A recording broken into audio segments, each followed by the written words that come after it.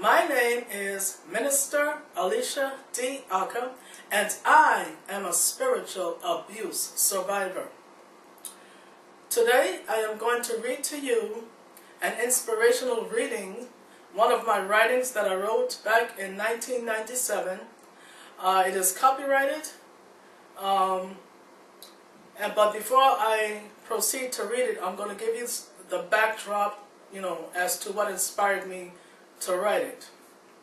So back in 1997, I was going to an abusive church with an abusive pastor, and of course, I was not allowed to do anything. I was made to feel that I could do nothing.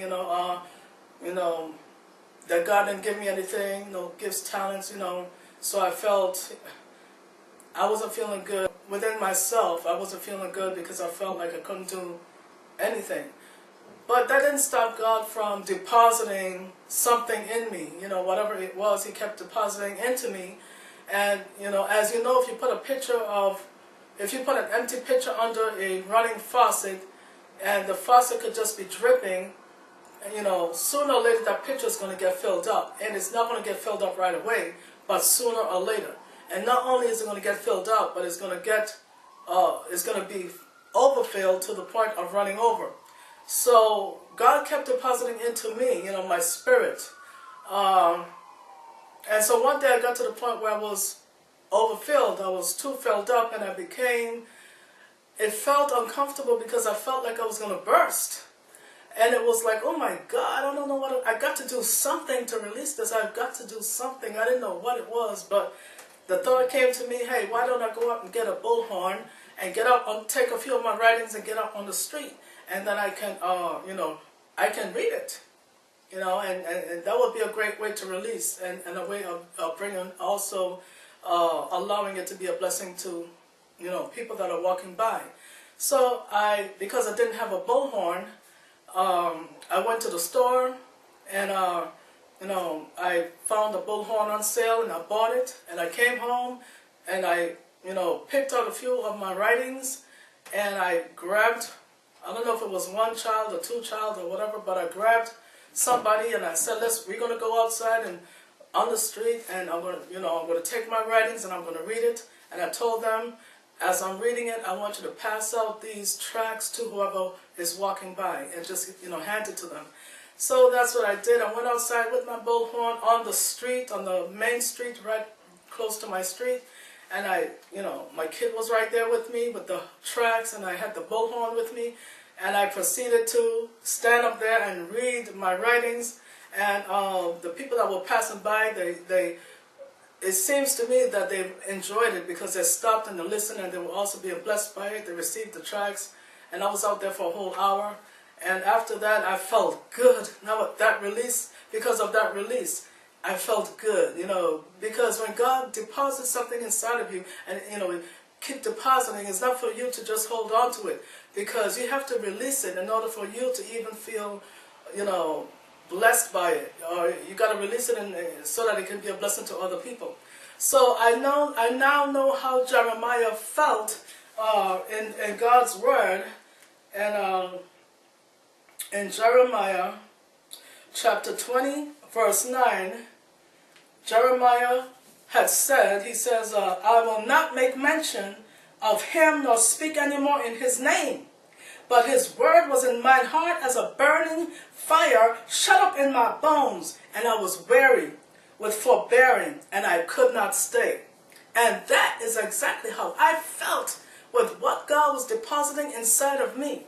It felt like fire shut up in my bones, and I couldn't hold on to it any longer. I couldn't sit down on it any longer. I had to do whatever I had to do to release it, which I did.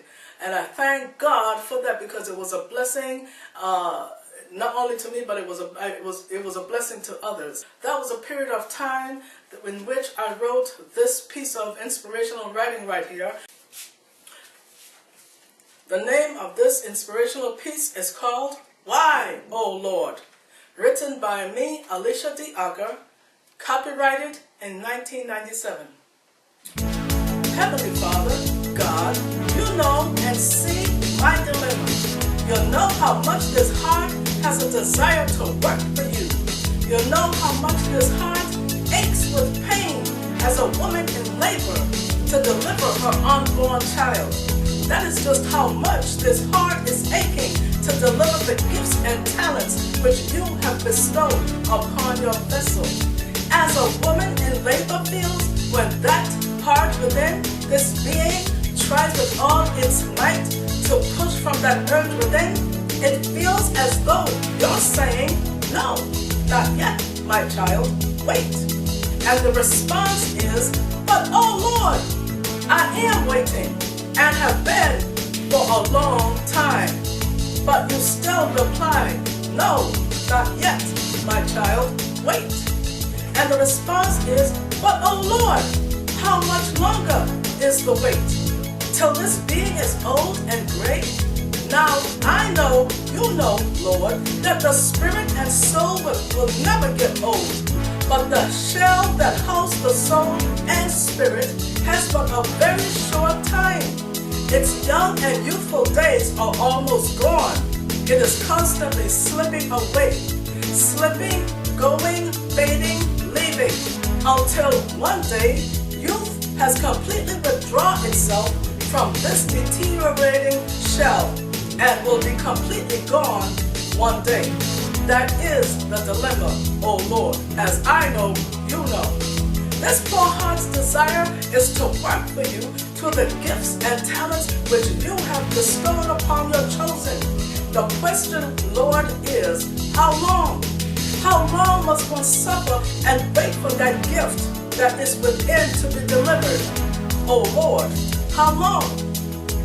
Can't you even hear my cry from within? The pain that grips both soul and spirit, oh how it grips and feels like it could almost rip the shell apart. As a woman in travail must deliver that baby in her, or else her life will be in danger, so it is, O Lord, that one must deliver that babe inside which you have instilled, or else there is nothing else to do but to explode. At least it sure feels that way. Why, O Lord, is it such a battle for one to deliver that babe inside which you have instilled? Why, O Lord, must this pain of labor persist past unbearable to feelings of death must surely be better if this babe cannot be delivered?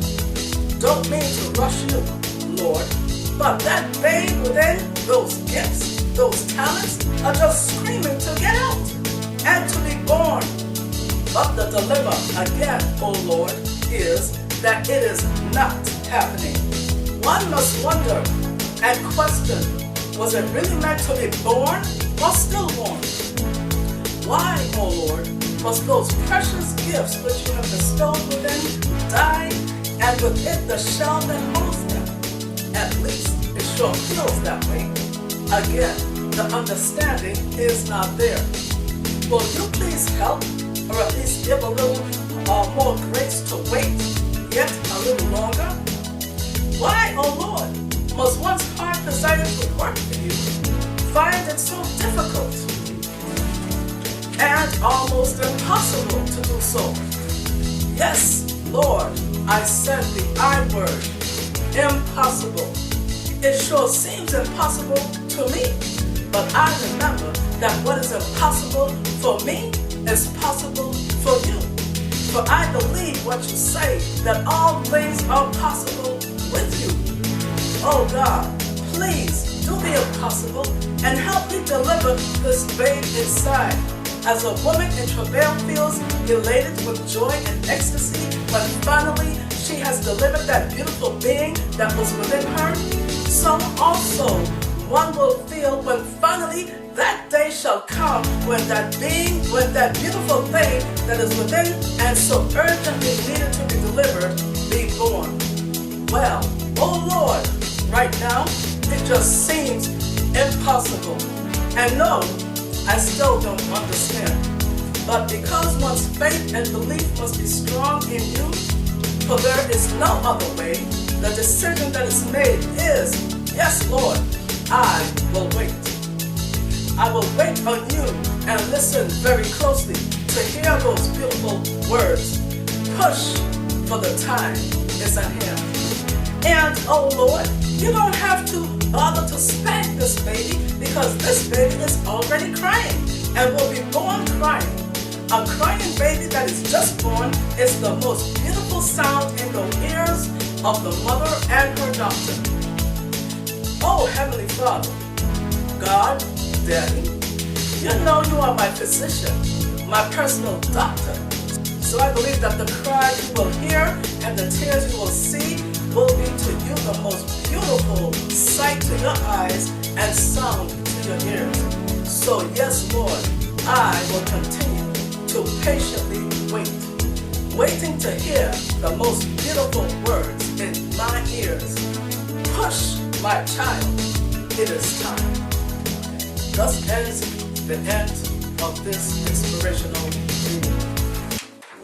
And I would like to say, praise Jehovah, that this past year of December 2013, I have heard my God said those words to me, and He confirmed to me that He has released me, and He spoke those same words to me that I was waiting to hear for so long. And He said, push, my child, it is time. And I just want to give God thanks and praise for everything and for who He is and all that He has done and what He's about to do and everything. Thank you, Jesus. You are awesome, God. Amen. I hope you've enjoyed this inspirational reading. Have a wonderful and blessed day. Thank you for watching.